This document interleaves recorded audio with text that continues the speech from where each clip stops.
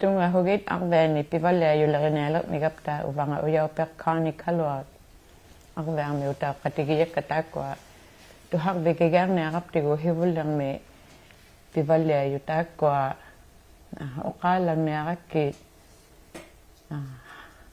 hune maemna Saturday me katititaw yukalaw mat hanate le ako hiulaw tumi ang beni katititaw yukalaw mamay ko enjoy ang nek congratulations ang mataw katititaw yukak kanaruma mayo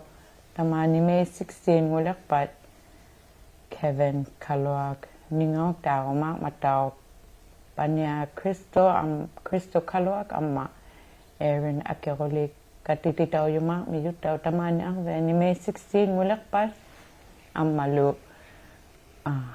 ugang nektaw ugag go nektaw tamani ang veni Peter Hubakyo Memorial Carter binang miyutaw May 15 ngulakpat 18 ngukarilugo taliman ipigay ako mata na May 15 ngulakpat dakwa ang veni pivaleyot Dakwa tao tuhak biginelak tabuli kanokle awla palelak mga ta akbeni pula vek kablo Friendship Center meta kwa pilariyut hevol lang me apere kar lagi kinaw mga pid amma nami pilarit ang mga pid Hana magpauyo nga, inuk to agato, tay kanipula, kablo Friendship Center, PKFC, layo yabot. Kung nipilariyo nga, ang matitaka, wiga uban ni makaitik ko, ilangan ni atuganit tao, titaka, kakto nga. Tampa ni akiw mabing me, ila, pular vik kablo, ikolo, pular vik kablo, kut ni, hunalakayo takpe. Ukakatakak tiyo yung nga.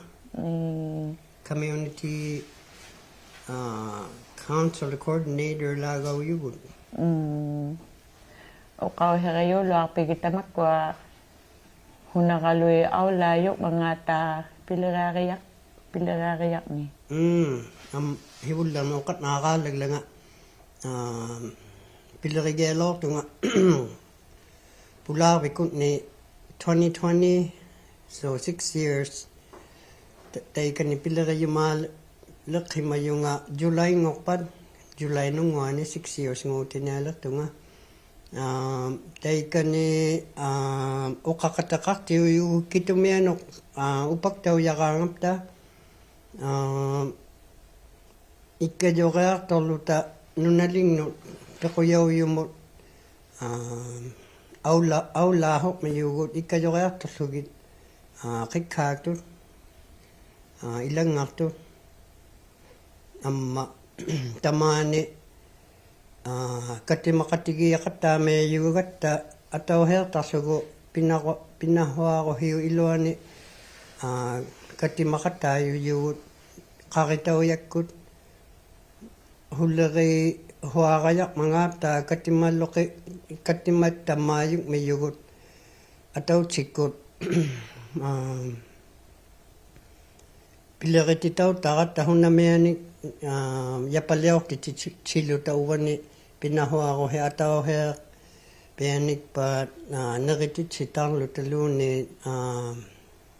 utok kano yun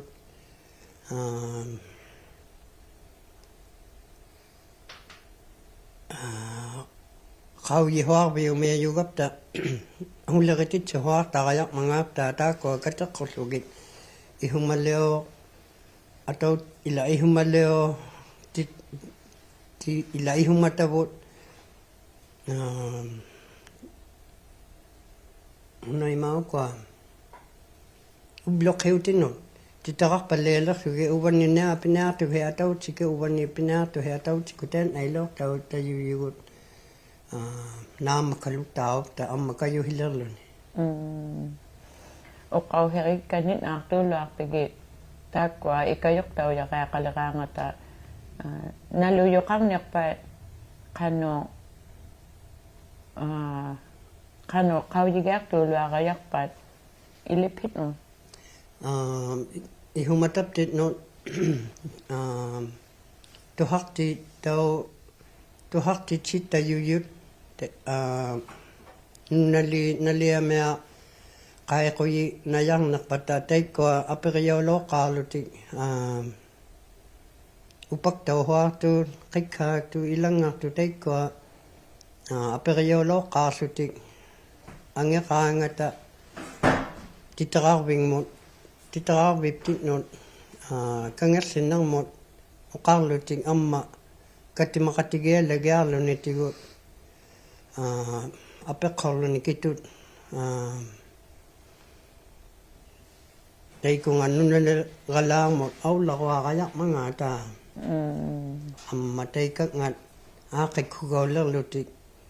ting miho ko tik kabut hinik tawik ginegabut nuna ko takakaya kayong migata uglalo ka kaya kayong migata nunaling nutaw amma uglalo ka uglalo ka bigilaw kaso tigo ato helmet igloyo mi katakatigi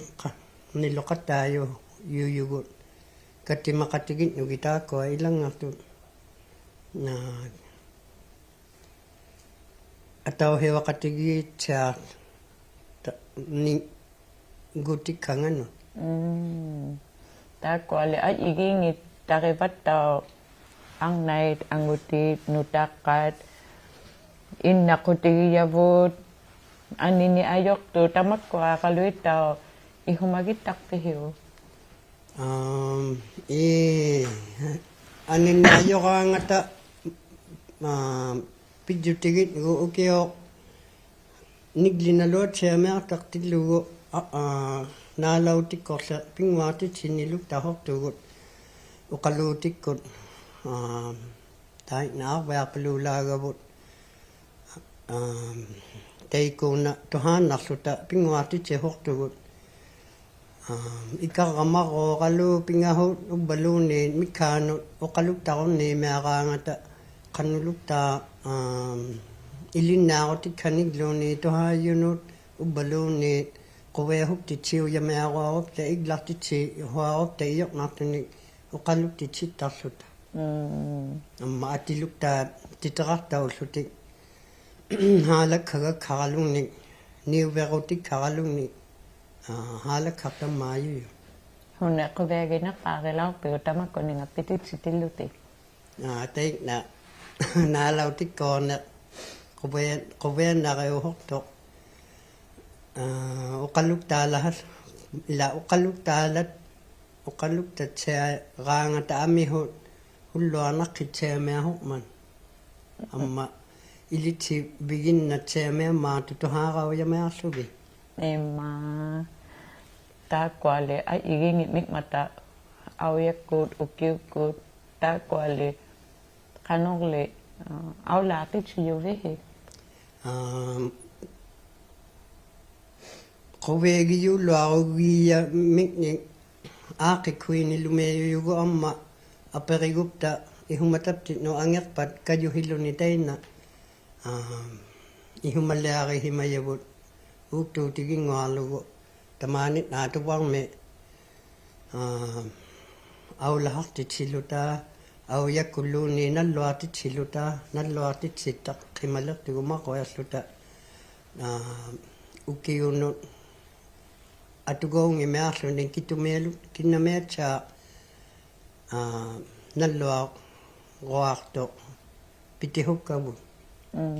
amma ekalokato halakak ti hugabut angin ningit ni ujing imasu tatay ko kaya katut hibulyo no ni second te atug lea pingayo halakak palya ho tu Tamanili quvehum nami pingwaqtit shagaluyuk mata Canada Day Nunavut Day tamak ko ataw ato pihiw ilan ni ko kovehung nami pingwati chilok himagapta kataw himagapta pinahwa ko hilukta yo KIA ko aperin na mata pulawi ko pingwati chiyulo mga ta tayo na aulilo ga pingwati chitang ni ko amma tayo na pekatin na ta ikayok tigi masu ta pingwati chilo aperimer sukit pingwati chilaranga ta halak kaga kanik pingwaga kanik lo angiranga ta aku blerimer ta yuyugo tamak ko ali iganyang magalu atok himabihiw tao Inuit atuyuyan manaw yo atok tanang mit igat biling mit igat tichihot chama tatungo galo igayu tichihot chama tatungo galo ayok nakaw tak mat atok tanang mit ikwalo hibilakalung ni takwalo aku chibakaluling mit ayok na tajung mat ihumagihima yuya ilakap perso nga kay ihumagihima lakalwaga ka pidyo tigit nago niubarbing me nakitakto ni akitut chama talok mat takwa ikwalo hibiyo iluano gagkamit na akitut chama talok mataakik pagayak himayo abunga kaner ya nakik kaktichi nermiglo ihumahimagalo maamalo amihu kaner ni nakitituluan na yung mat nang miniiga yun apek hungite naktam ni okaw hikakang na kubi pilirayak pi mikano ilan ni kuwena tsemelok pagsuni amma ila ni ko ako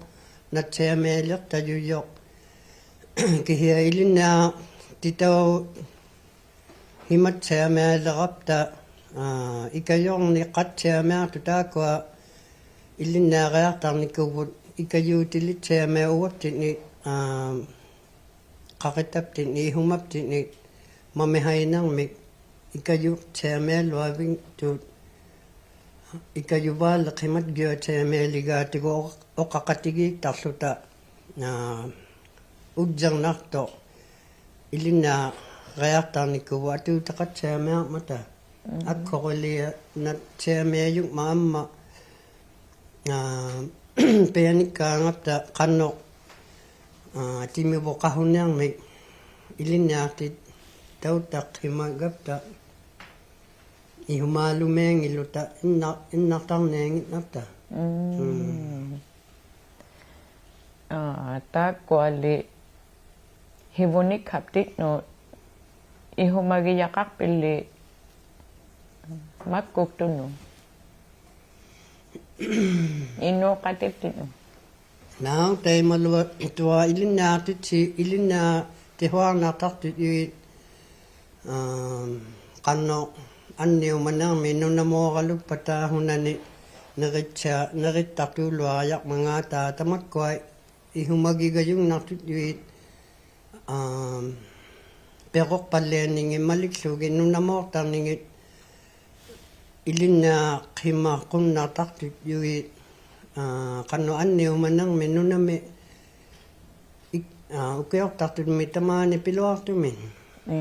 naluyo kang nekpat kano ilipit no okaluk tulo akalugayak mga ta okalute kalupit ni nalunek tulo akpi ima tseme think na okalut Titarawing ni 8572006 2006. Ikaw manak. Kailan na ito na? Ako ni tam na okaluta. 867-857-2006. Amma okalute la kammaluta. Tamapta okalute la kammatugut. Adjiging ito nigkihe tamami 645 lutama ngukmata. Okaluta kala pilara ma pea 645-7813. Okalute ala. Okaluta kala. Okakanak tulak yo. 645-7813. Okalute ala. Temat daw tamanya katigi may yabut daw apek kong nilak may kakut daw. Hibol lang may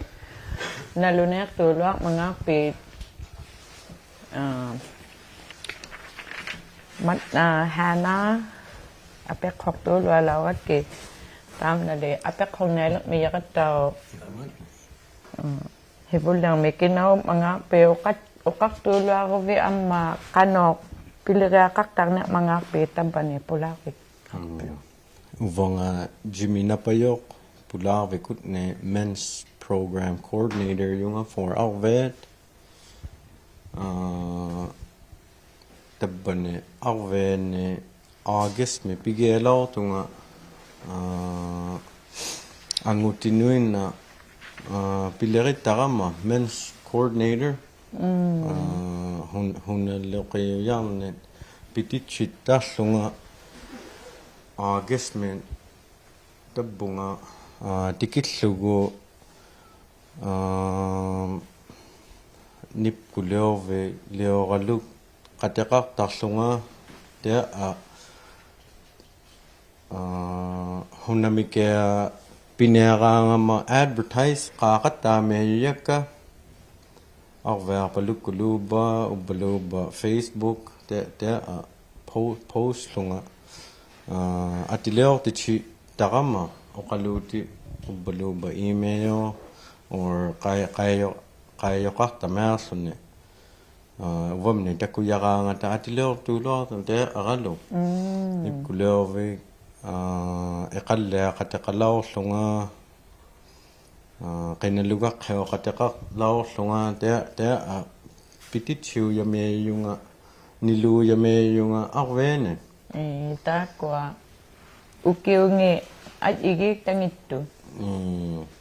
Ila August me pigearama te qinalugaqqiu ne ukiekkaamo te tuktuheoqyo man tuktuheo te maldoa aullaqimaqattaalaorama hutitchini ayulaorama October men September me qinalugaqqiu te ukiunguleraanga namuallungni ayuleraanga te January ku niglina lotoaraanga te kanne atuin na niluyuyarataana Mikila Center angutini kateqaq te nereqateqaq every month Takkitaman. Takkitaman twice a month nguna nilu ubbaluba ayok apat once a month kulun Kati-katigigangat ni kano-kalo hulirit takpihi. tan na pigea tilawak himayavut ilate ko ihumatakka ihumaliw tukak himaya tan na anguti te okan logika nerekatigi luta te okan logika anguti nipay gulang mata baluba takuhahui tu mata ilagalui ni baluba ilan nagalui te anguti te katekak tameaslunga piniluk takuyaw tunga Tamoya kagalui. Temo taksu. Coffee tamoyakat amma tuktu te qinalugaq hauniquptini makta qaqatta law panaassuni amma nunguppaleela matatakwa maqaini kopput arvaamiutigut ape qotarlunga hunaralungni pigua mangata te aiver igunar me pigua mata te matikitit silautunga pugun ai toys aiver igunar to kemale pugu amma uyo ya tau her tunga liuk to kemayunga ko uk to kandingi tunga huli ai me igunang me tako makakatigin niya nga ni tao ukiulingi age group ay igi tangit niyo 18 and over look dame ki he ame hu cheme lo vi mata ihumata aperelo maya te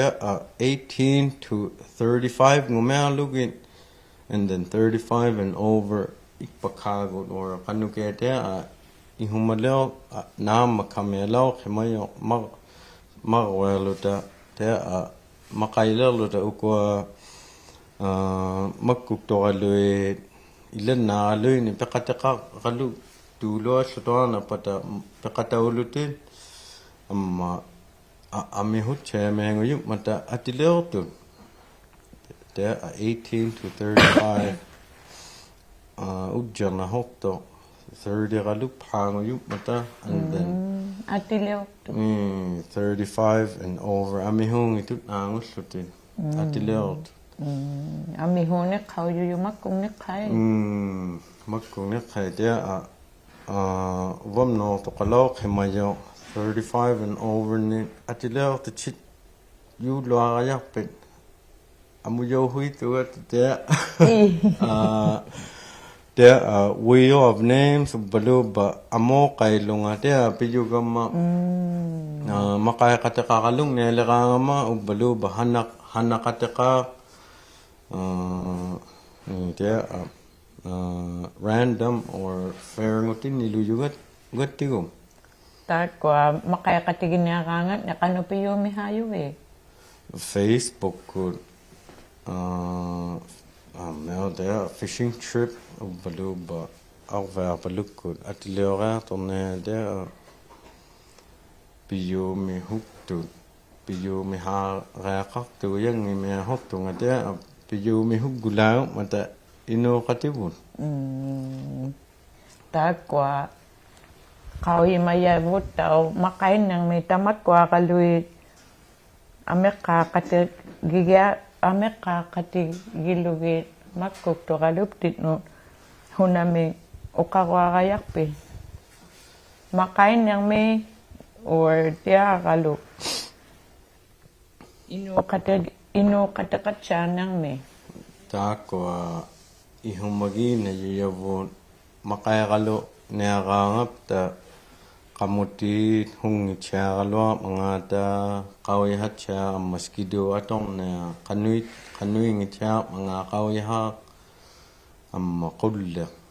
ta ko atong na kawihat siya kalugit mapak na ilarluta kamuti mo hilak to kalulihar luti kawihanik pat au la siya meapat ima ta kwa kawiha kalubiti he nakata ta ko to okare kapui ulo tunga ati angutit kutni no funding or kino ya piyup man pulave kut no te pitsutin pulave kut no tamba pilerile punga uko ati anguti kivaller men na ingitun kikat talung men bafen men amma kitar mit tau te mau mitsut ima te atau pilokitit chu ya mer ta to angutin ta kwa pibalde pilokitit siliranga behuna kuveginak pa riyo yuyak takpa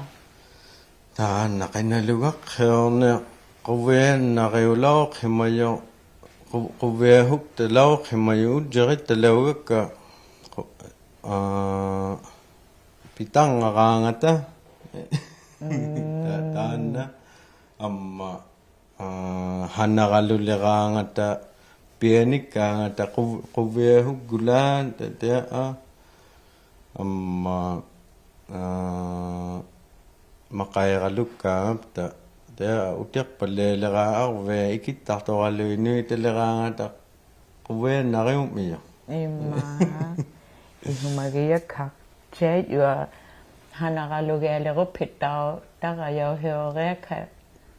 ihumagiakka chat yoqutamanna ikayuleraangappi tautugiarlugut tamakkua ikayuraangappi takkorannertuk tuoqu taakko nipkuleorvileo laugavuun pivallealiha tillunga teikkalluatuulao qimayo amihuungila like piyumihu or tea kihene qauyimayo valle liqqorama tea amihoqorpaleaqauyarlutin ati tea sign up qaluktart nipkuleorvi kihe taakko kayuhiuyameerne qamuheo tea ihummatara katimaqatikigayaalao qimagakku kangerlinermi tillunga season maliklugu tea auyakkut itchaalaangulao qimayo qinalugaqqeo baluba machitautitoqa amma early summer laupat tabba nipkuleo naqhineeleqmat nipkuleorvi Imma niqilerinnermi nipkuleorvi tamakkua taupittarmiyahi neqilerineralui nauhulli ihumagiakka ni humagiyakkhau yuullua amma ukiungo qageelerpa teema qamuheo tichittalautungaapukun December min November min taakua qamutit inerneraangata qanupiyuva aijutiyauyuyun imma hanayauyumu imma maitcha taakua pilere ila sign up qalukkaangata hutitcheralukkaangapta aijutiyauluktaameyuyun hunameame pihimai huituuyugun nipkuleorvi leoreanerup atileoqatauyumaalarama taakua kangerlinerme hoquyaumearaangata tea pilerittalaoramma maanna ihumaqqortitchiphaamialertugul ila ihumaqqortitchimeeler huguaraa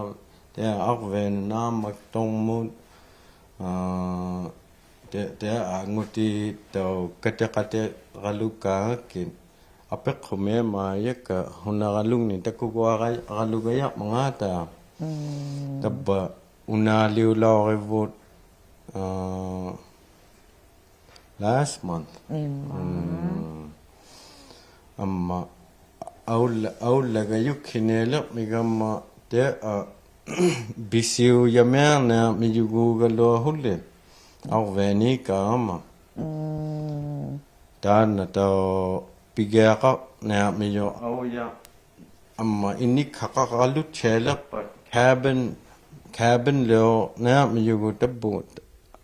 arvaamiunu atuga khammun la waptinun amma arvaamiutannun taanna cabin atuga khaumearluni ubbaluba namikea like rent gulaawata spaceman date na atortuuluameelerlutivu hunameamu nereqateqaaq imma auyakku ukiukku tamakkuali qano piluqititchiyuvi ukiukkut February utillugu eqalleaqateqalauqimayunga welkofanen tamaunga naaqunguutilingmun tea kateqateqaaq amma herluami hanaluqi tarluta atugakkainarni piniluhortugun amma auya tea qajartornalaangupman qajartorniluk qateqaartarluta umiakkanermi rent tarluta amma umiara tortarlutigu Imma. Makain nang me ikallang nang me kuvegi yakagulangu bata ko makuktot. Ang uti nila ikayok taka ila pilere ikayok kaluk taklo ihumagilari taka ni. Niglina tuyulaw hemokman takwa kituluk ta na una tonan ora kakakalung imata ya na magi partu ya mer pago ilang pikka ni atu merlogin bolu ba sleeping bag ya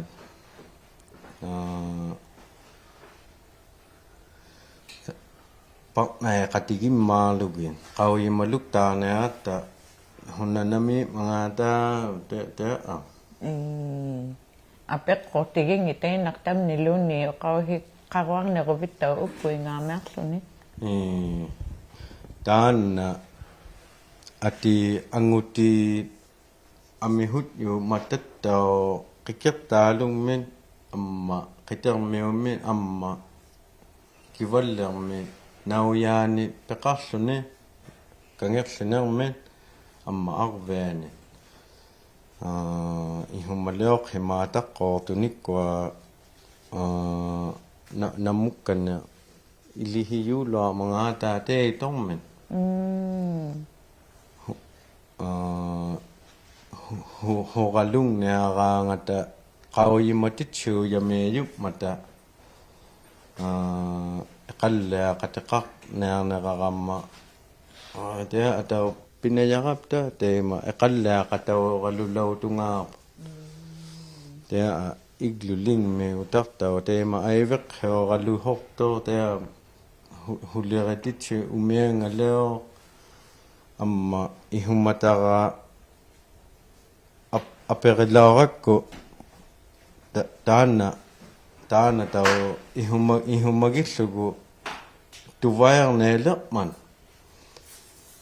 matchitaw tili ni wing iluta hanagalug ta apek khoto kalaw ma wa metamen hanaga huno na mekho matchitaw tini ta hanatit siluta amma matchitaw tili organic pata umenga liulalot ta pitit sige mi yugun kihe kangagullo aviuna mga ama nakawin nang ito huli pulaving min mana piliring inata till 31 May 31 Nok ka nga bihi. nok kangagayalaw ana tugut June na to pa June megalo kaya galo pitit sige roma tugun At iliw kaluwarak pata kano pinayak pa. Take Facebook min advertisement lagaw ads hunaluk ta information take ni atasluni amma cell phone number take ni atasluni my cell phone usluni hana cell phone kama 645 mitena taw 645 usluni my cell phone message below ba Facebook ko der message daw me hauslunga atilio ko akalukton Tiya ataw pinaktulo ataw. ayok nangin na kaw ngay lata wam no one cell phone me pihimaslon tu ngugangata hung ni mea tu vela ke he takuga yuing khatena takutta tu vela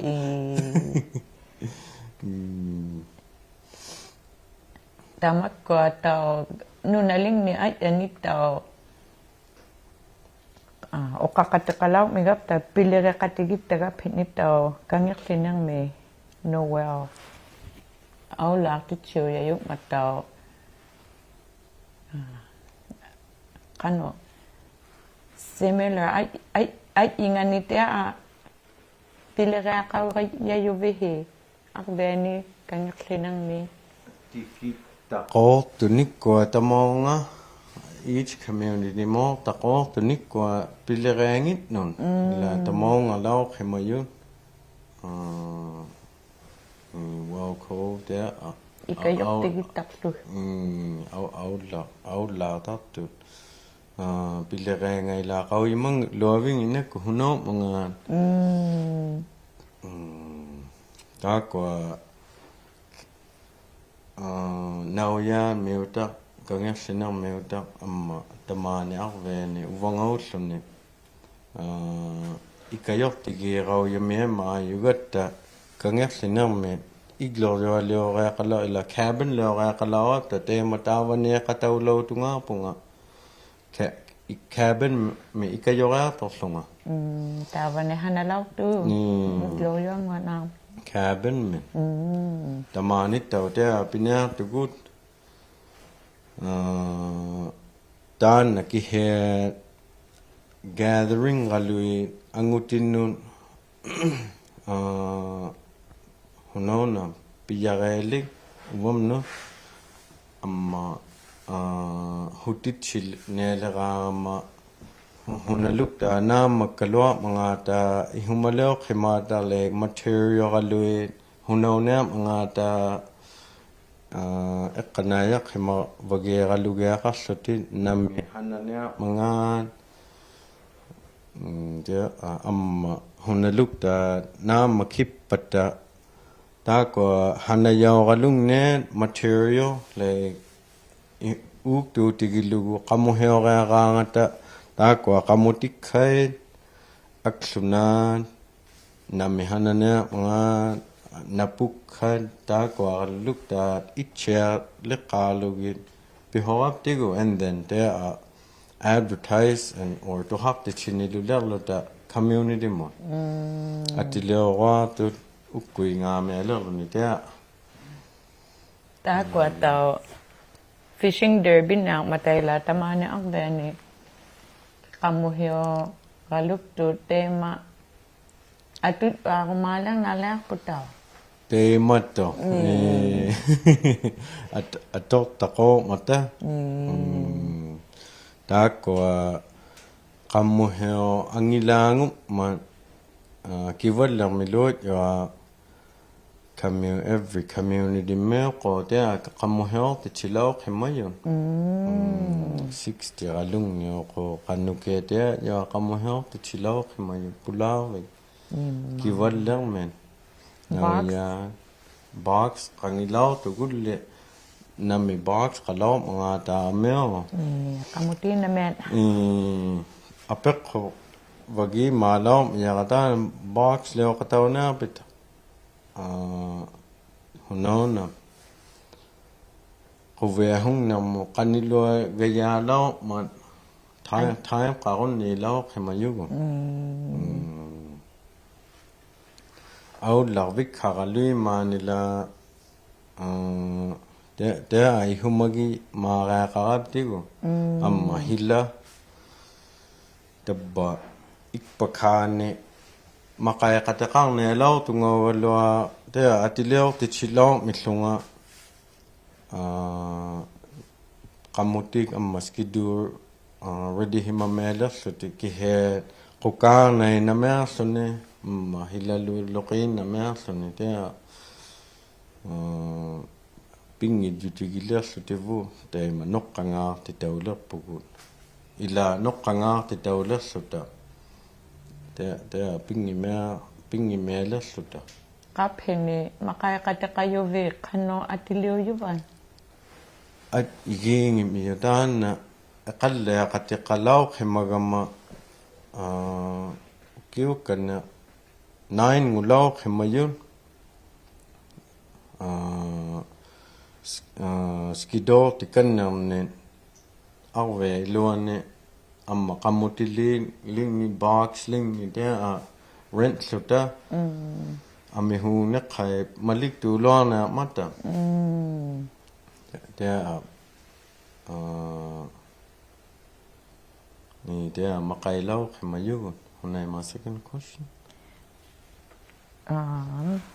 aperinelok tungata kwa makai ka ngata auyak ko okalawave kinalugak heogaluyuk mata ta kwa nekeralu ekano pitak pihiu det går community mu arvær balu besibikut ai klaptitsi ja bilau khemop mata kihe det går na ma park du ya tomne for da går gathering qalaranga bihimani lulau khimayunga det ihu mahimat tamara khatta for atuga kaune gathering galungno apekuti ngitam nitau ukau hikakang nerobe ukwe ngame maklut ikulu dan ihu mataput nutama ngupma katima katigil luaving ne lihaga kanole ihumagip mangago dan upanga yulak man nokanga apta amma June min te kangyak silang mau lagaya kalak suta uterota 3 weeks kalokak suta programming mo te hutit chagalo machitaute ni hana umenga June nungo la me mana misune amma cabin lagaya kalak suta hulle te bisiu yamana ko tu au ya amma upanga cabin leo pi atileo tu no kano namu atileo yakpan atileo galung mo tana atalang ko to hanauna matana no atuga kapit no atuga kaptit no ma ta ko ki he ihuma himayu tawane igaralu balu banip kuleo te hutit chagalung yana pata tours galui tawane na suti si can iloni anu ke ihuma himata miyulo tana ikayule ranga ve kano titera ve pitno okalugluti piyului aperiguang warayang ne kuma tuhalawama uvani hananya matango uvanigo ekalana matago kano atileo gayak pa either cell phone mon taken advertisement at the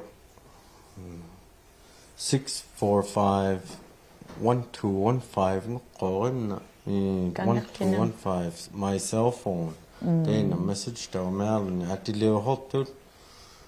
blue ban arve lo ni takuyo mera at the to kataw titara katawlu office number okalaw maruhana 867-857-2006 2006 they kunga niluma hoptonga every week tako haslu go hana titarapen ukwe nga me maklunillo tava voteror ne robe ilagayang ni awi mai lukta phame ka halo paka nano gato hako ma hai nan ma ihe dan pilera ko wegi chemega makaya katika hana katika baluba tekane anguti katikatigi ya ko wegi chemega lirik tuyang nang imer tolo nila niko ma mai cha ikayok takabe ko bege bage arber beutani piva lekte sitara petao ko baktek pape nalu na reyup makano galo huleriga ka mat nalak pagi mat nauga pe te apekho wala wa pewum ni ho walu yup mga ma mat nalak pugut au tuk tulu alaw kape. Ak veni pe valeo ni tau tulaw tugut uvanga o yaw pek kani kalot.